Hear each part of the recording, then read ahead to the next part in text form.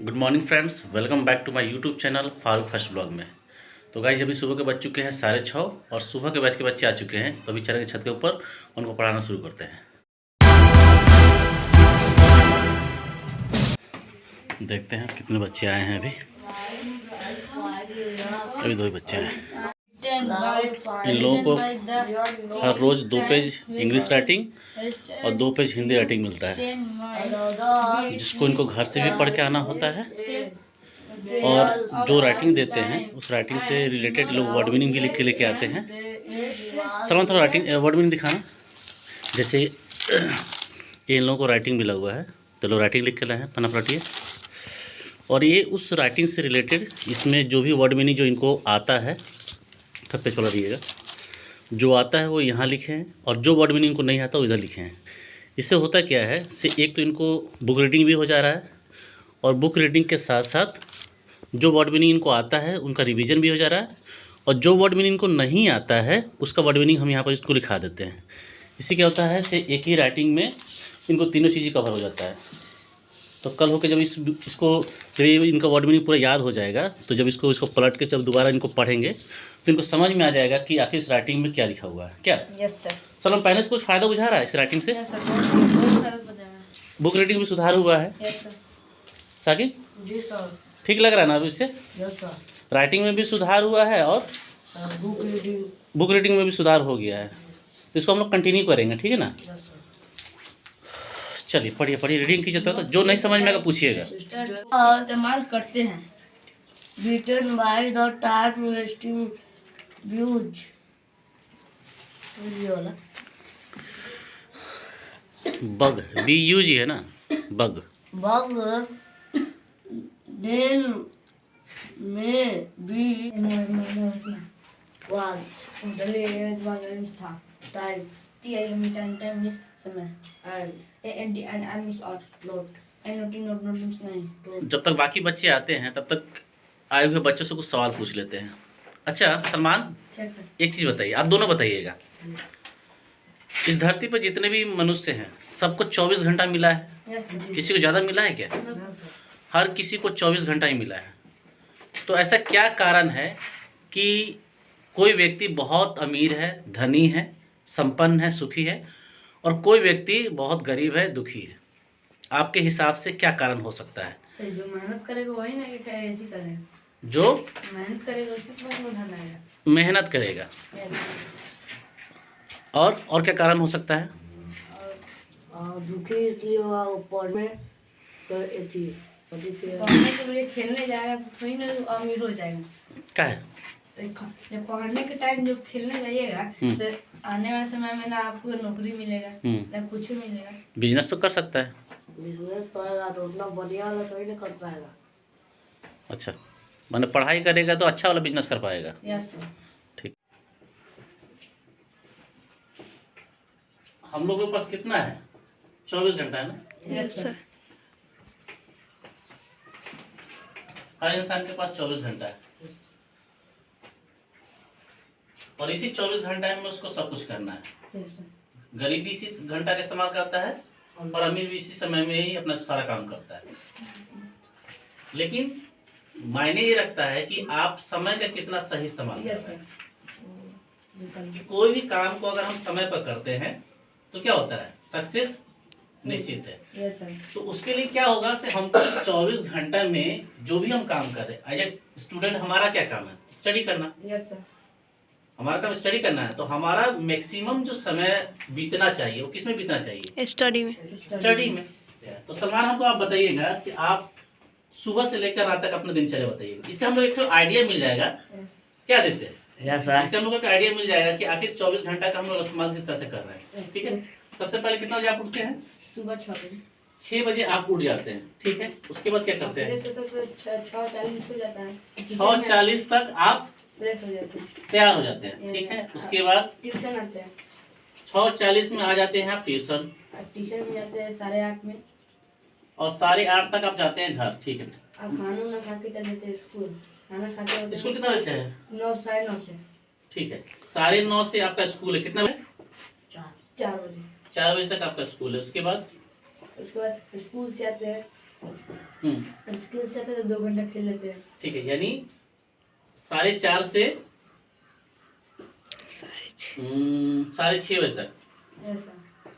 Play खेलते हैं, उसके बाद 6 बजे से पढ़ने बैठ जाते हैं। 6:30 से पढ़ने बैठते हैं। ऐसा। ठीक है, उसके बाद उठते हैं, खाना खा के सो जाते हैं। 6:30 से कितना बजे तक बैठते हैं पढ़ने के लिए?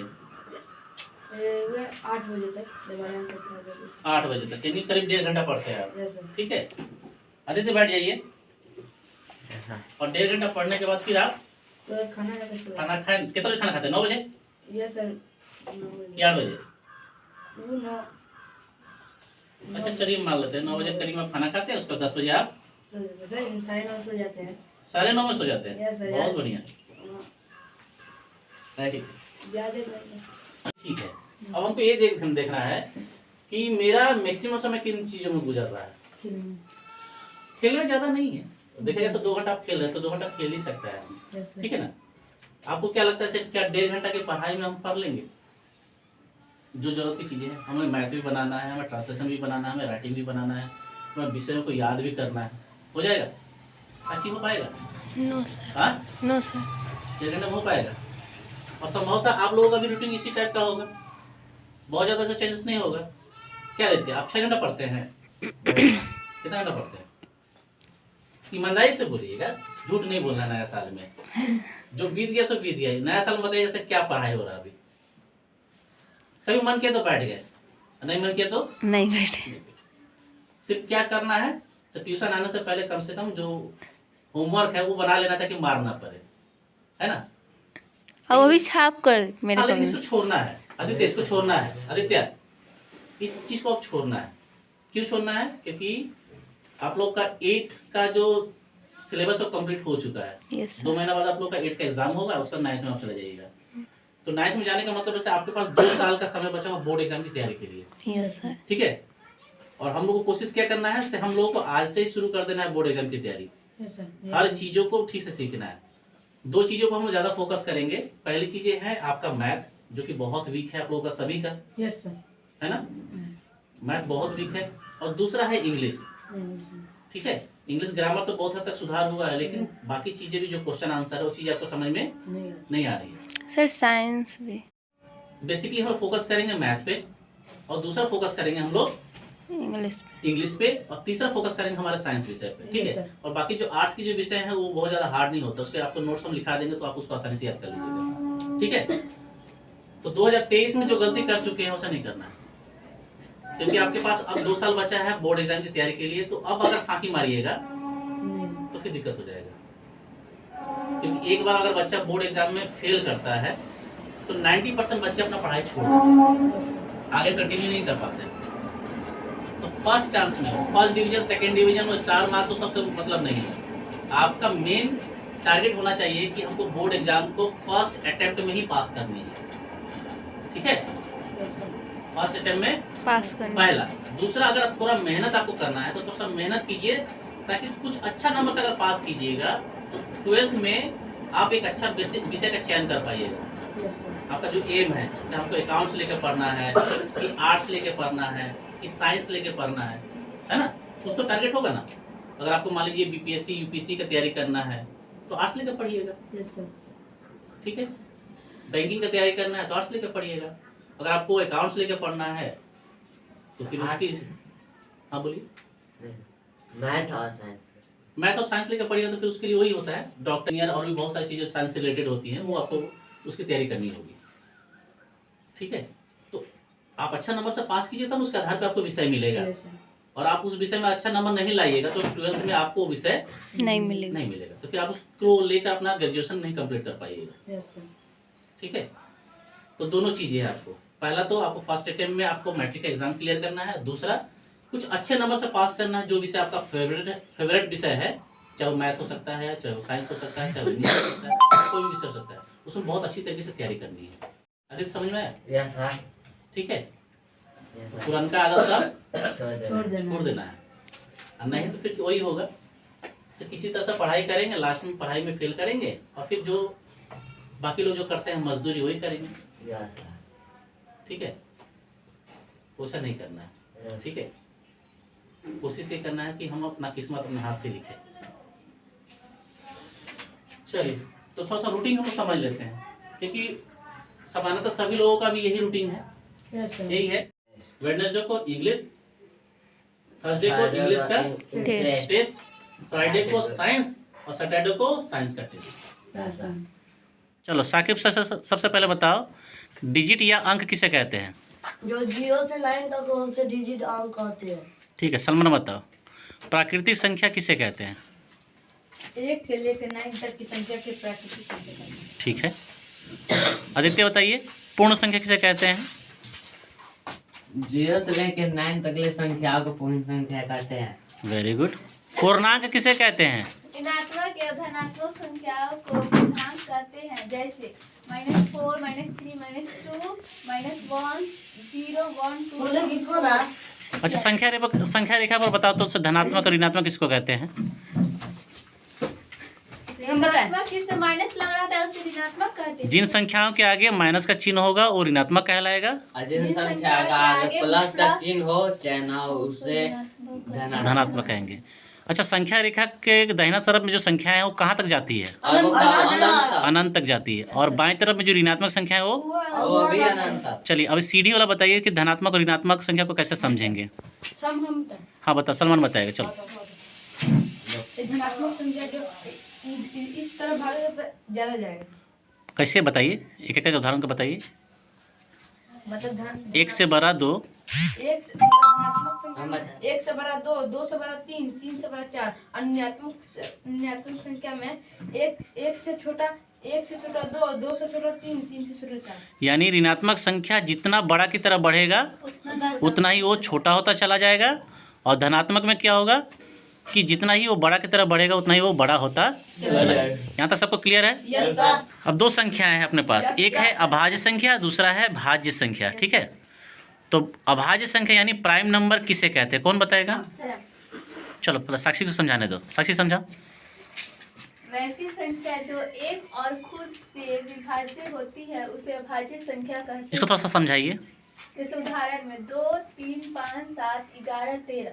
जैसे 2 1 और 2 से ये विभाज्य होता है, और किसी संख्या से विभाजित नहीं होता। विभाजित होना मतलब भागा देना, यस। है ना। 2 जो है वो या तो 1 से ही भागा जाएगा या तो 2 से ही भागा जाएगा, यानी खुद से भागा जाएगा, बाकी किसी अन्य संख्या से भागा नहीं जाएगा। और ऐसा भी कहा जाता है कि वैसी संख्या है जिसके 2 अपवर्तक हो, जिसके 2 और अपवर्तक का मतलब होता है सिर्फ वैसी संख्या है जो केवल 2 ही संख्या से भागे जाती हो, जैसे 1 या खुद से। ठीक है, तो क्लियर है सबको? Yes sir. Aditya yes sir. बढ़िया। ऐसी संख्या जो एक या खुद के अलावा किसी अन्य संख्या से विभाज्य होता है उसे भाज्य संख्या कहते हैं। जैसे जैसे 2, 6, 8, 10, 12। 15, 18। कैसे उसको हम लोग बोल रहे हैं से वो भाज्य संख्या है, दिखाइए एक बार, थोड़ा सा उदाहरण बताइए। तो जैसे 6, 1, 2, 3, 6 से ये विभाज्य होता है। इसका मतलब क्या हुआ? इसका मतलब वहाँ पर 2 से अधिक उसके अपवर्तक हैं, 2 से अधिक अपवर्तक है। इसलिए ऐसी संख्याओं को जो 1 से खुद से के अलावा अन्य संख्याओं से भी विभाजित होती हो या भागा जाती हो वैसी संख्याओं को भाज्य संख्या कहते हैं। ठीक है, सबको क्लियर है? तो थोड़ा सा आप लोग बोलना सीखिए। यस सर, वो नहीं तो हाँ, तो बोलते बोलते ना होगा, एक बार में तो नहीं होगा, इसीलिए तो यहाँ पर सिखा रहे बोर्ड के पास। आज हम लोग नंबर सिस्टम में कुछ कुछ सीख लिए ना, यस सर। तो जो अच्छी आज हम लोग सीखे हैं उसको क्या करना है? रिवीजन करना है। क्या करना है? रिवीजन। यानी उसको याद करके आना है आपको, और उससे संबंधित आपसे ऑब्जेक्टिव क्वेश्चन पूछा जाएगा तो उसको आपको तैयारी करके आना है। Yes sir. ठीक है, और टेस्ट के बाद फिर जो बाकी जो बचा हुआ है नंबर सिस्टम है उसको हम लोग फिर से पढ़ेंगे। यस ठीक है? सर। चलिए, तो गाइस अभी तो क्लास में बस इतना ही था, अब बच्चे लोग का टाइम हो गया घर जाने का। तो गाइस आज की इस क्लास में आपने एक बात नोटिस की होगी कि सलमान ने जो बताया कि उसकी दिनचर्या कैसी है, और ये केवल सलमान की दिनचर्या नहीं है, ये बिहार के बहुत सारे स्टूडेंट की दिनचर्या है। वो अपना जो समय है वो केवल 2 से 4 घंटा ही अपने पढ़ाई में दे पा रहे हैं, और बाकी का समय बाकी चीज़ों में खर्च हो रहा है। तो ये 2 से 4 घंटे की पढ़ाई से उनका कुछ होने वाला नहीं है। उनका समय कम से कम 6 से 8 घंटे उनको समय लगाना पड़ेगा, तभी वो चीज़ों को अच्छी तरीके से सीख पाएंगे और आगे चल के अपना कैरियर बना पाएंगे। नहीं तो 2-4 घंटे में क्या फिर पढ़ाई करेंगे। तो एक्चुअली इसके लिए ज़रूरी ये है कि बच्चे को एक ऐसा रूटीन बताया जाए जिसको फॉलो करके उनको जो अधिकांश समय है वो उसके पढ़ाई में व्यतीत हो। तो मेरा यही प्रयास रहेगा कि मैं एक ऐसा रूटीन बनाऊं और बना के उन बच्चों को दूंगा ताकि बच्चे उसको फॉलो करके अधिकांश समय वो अपना पढ़ाई में खर्च करें, जिससे कि उसका अच्छा रिजल्ट निकल के आएगा। तो गाइस अभी बज चुके हैं रात के 10:15 और आज के ब्लॉग वीडियो का एडिटिंग लगभग कंप्लीट हो चुका है। तो आज के इस ब्लॉग वीडियो को यहीं पर एंड करेंगे। उम्मीद करता हूं कि आज का यह ब्लॉग वीडियो आपको पसंद आया होगा। यदि पसंद आया तो इसको एक लाइक कर दीजिएगा और यदि आप इस चैनल पर नए हैं तो चैनल को सब्सक्राइब कर लीजिएगा। तो फिर मिलते हैं किसी अगले ब्लॉग में, तब तक के लिए गुड बाय।